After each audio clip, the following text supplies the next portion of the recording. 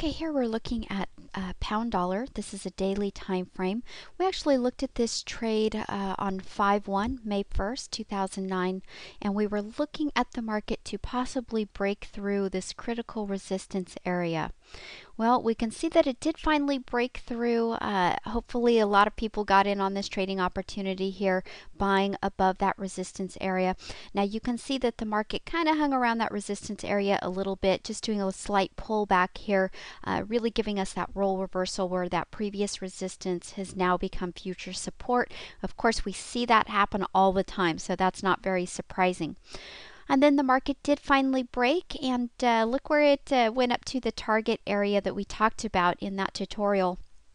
The 382 here hit it, exactly. Now, of course, we can see that our indicator, this is the stochastics, it's very overbought, but typical with this indicator, what can happen occasionally is it can stay in that overbought range for it's really an unspecified time period at times instead of just hitting that overbought range and turning around.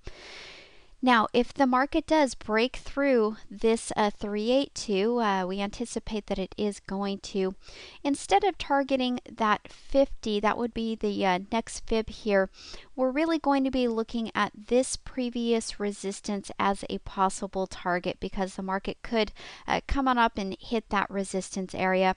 Of course, if it breaks through that and keeps going, then we will definitely be looking at that 50% fib there. But again, this was a really nice trade, and I do hope that many of you did get in on this. And it took a little bit of patience here.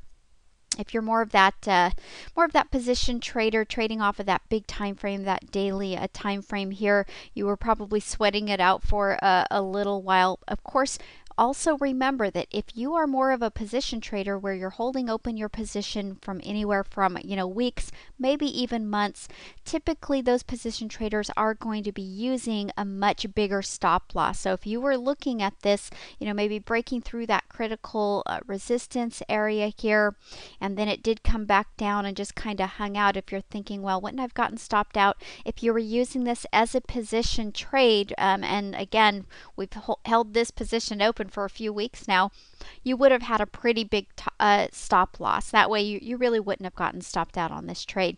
So great trade. Let's keep watching this one. Let's see what it does throughout the week, and we'll go ahead and report our findings on this trade and kind of see what happens with it throughout the week.